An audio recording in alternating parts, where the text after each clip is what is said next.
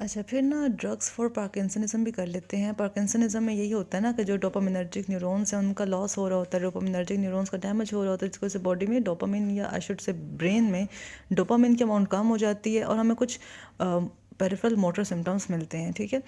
अच्छा, अब डेफिनेटली अगर डोपामिनर्जिक न्यूरॉन्स की कमी है या डोपामिन की कमी है ब्रेन में, तो we will be needing to give the person sub supplementary dopamine from exogenous source.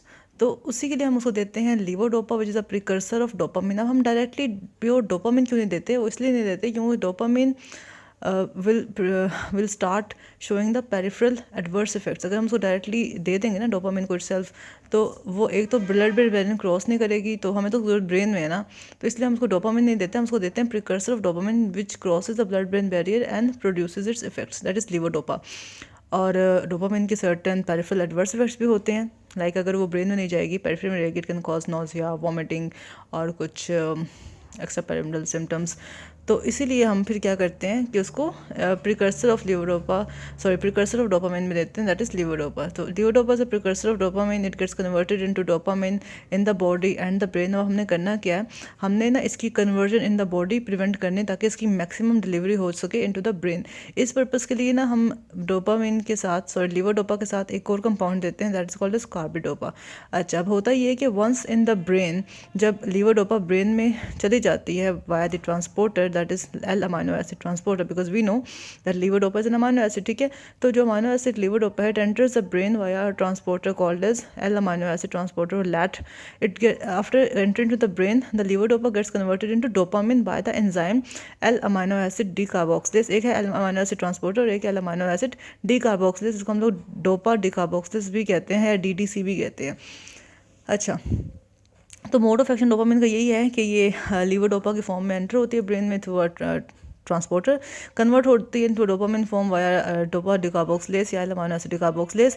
After getting in converted into the dopamine और द एक्टिव फॉर्म, ये एक्ट करती है या स्टिमुलेट करती है D2 रिसेप्टर्स को, या should say post synaptic D2 receptors को इन कॉर्पस स्ट्राइटम, और कंट्रोल करती है पार्किंसोनियन सिम्टम्स। तो ये मोड ऑफ एक्शन है लीवोडोपा को। अगर पूछा जाए तो हमें पूरा बताना है कि हम इसको लीवोडोपा के फॉर्म में देते हैं, ट्रांसपोर्ट होती है via the amino acid transporter, dopa decarboxylase के थ्रू ये कन्वर्ट होती है in the brain into the dopamine form, act करती है at the post synaptic D2 receptors in the corpus striatum और डिक्रीज करते हैं पार्किंसोनियन सिम्टम्स। इसके अलावा हमें D1 और D3 रिसेप्टर की स्टिमुलेशन भी मिल सकती है, it may also be required for maximal effect. ये बात होगी। अच्छा, इसके अलावा हम ये कहते हैं कि लीवोडोपा को यूजली हम देते हैं विद कार्बिडोपा, जो कि एक ड्रग है जो कि ब्लड ब्रेन बैरियर तो क्रॉस नहीं करती, बट पेरिफेरी में या पेरिफेरल टिश्यूज में इनहिबिट करती है डोपा डिकार्बोक्सिलेज को। अब हमें पता है कि we need dopa decarboxylase enzyme for the conversion of levodopa into dopamine. ठीक है।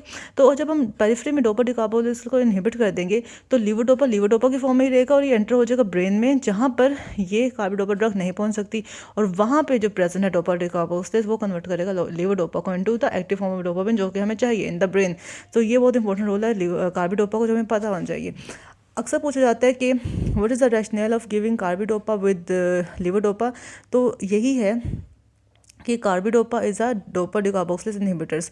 कार्बिडोपा भी यही है। इस अलावा बेंसेराजाइड अनदर ड्रग है। बेंसेराजाइड का तो इतना जिक्र नहीं पूछा था, अगर कभी ये नाम आपकी आंखों के सामने आए तो आपने आइडेंटिफाई कर लेना that this is another dopa decarboxylase inhibitor, जो कि हम अक्सर लीवोडोपा के साथ देते हैं to prevent its peripheral conversion into dopamine.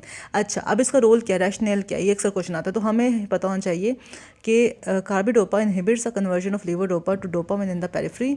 इसकी वजह से इसके एडवांटेजेस ये हैं कि it improves the levodopa availability in the brain. Definitely अगर पेरिफेरी में कन्वर्जन नहीं होगी तो सारा सारा ब्रेन में जाएगा ना। So it improves the levodopa availability in the brain from 1 to 3% to 10%। अगर कार्बिडोपा ना होता तो जस्ट 1 to 3% जाना था ब्रेन में, लेकिन कार्बिडोपा की वजह से up to 10% of levodopa enters the brain, और इसकी एफिकेसी इंक्रीज हो जाती है, and it also helps in the reduction in its dose. ठीक है। तो हमें कम डोज देनी पड़ती है, तो 1/4 रिडक्शन हो जाती है डोज की। तो चूँकि 1 to 3% से सीधा 10% अब जा रही है ब्रेन में, तो उसकी जो डोज है जो हमें देनी पड़नी थी उससे 1/4 होगी है, तो डिक्रीज डोज हो जाएगी क्योंकि एफिकेसी ज़्यादा होगी है।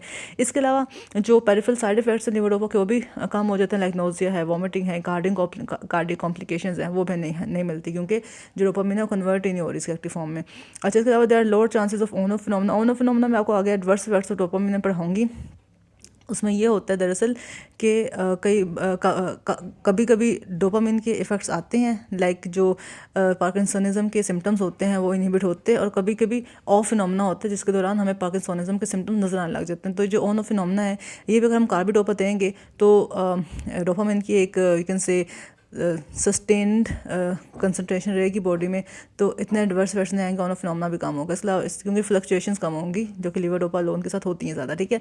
तो जो स्टैंडर्ड कॉम्बिनेशन है वो ये है 1:4 का, कि हम 1 रेशियो में देते हैं कार्बिडोपा, 4 रेशियो देते हैं लीवोडोपा।